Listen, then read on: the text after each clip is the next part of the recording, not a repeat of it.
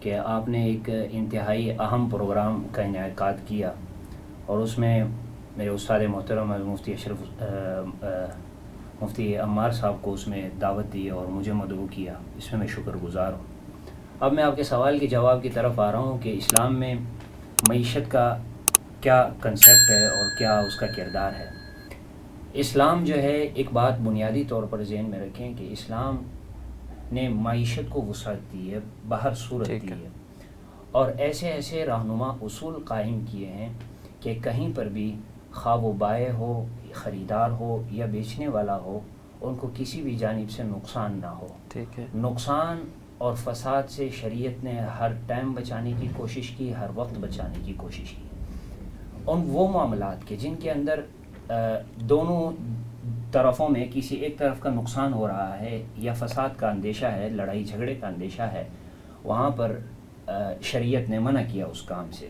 جیسے کہ مجہول بیع ہے، ایسے خرید و فروخت کرنا کہ جس کا کوئی اثر نہیں ہے، وہ مجہول ہے، جو آگے چل کر ایک لڑائی اور فساد کی طرف جائے گا، اسے شریعت نے منع کیا ہے. اور اسی طرح سود ہے، اس میں ایک جانب کا فائدہ ہے تو دوسرے جانب کا نقصان ہے، اور نقصان بھی بہت زیادہ ہے. تو اللہ رب العزت نے کمائی کا جو ایک ذریعہ دیا ہے، اور جو کمائی کا ذریعہ ہے اس کو حلال قرار دیا. احل اللہ البیع، تجارت کو حلال قرار دیا، وحرم الربا، اور سود کو حرام قرار دیا.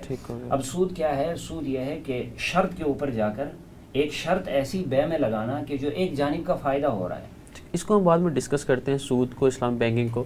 اب مجھے صرف ایک دفعہ اسلام کیا چاہتا ہے معیشت کے حوالے سے، مسلمانوں کو کیا درس دیتا ہے، انہیں کس طریقے سے اپنی معیشت کو انکریز کرنا چاہیے یا نہیں کرنا چاہیے، پیسہ کمانا چاہیے یا نہیں کمانا چاہیے. اسی کے جو بات میں ابھی کر چکا ہوں کہ اسلام نے قطعی معیشت کو سے روکا نہیں ہے، بلکہ معیشت کو ترقی دی ہے. اب اسلام جو ہے اس نے بہت ساری ایسی چیزوں سے روکا ہے کہ جو بندے کو نقصان دے رہی ہیں، یعنی نقصان دہ ہے.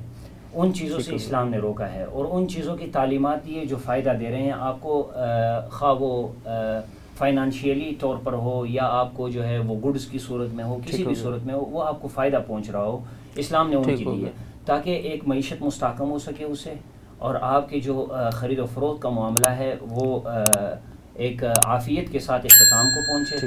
اس کے اندر فساد اور اس کے اندر جو لڑائی جھگڑا ہے، اس کے اندر دھوکہ ہے، وہ تمام چیزوں سے محفوظ رہ سکے، اور یہ ایک محفوظ ترین صورت ہو. ٹھیک ہو.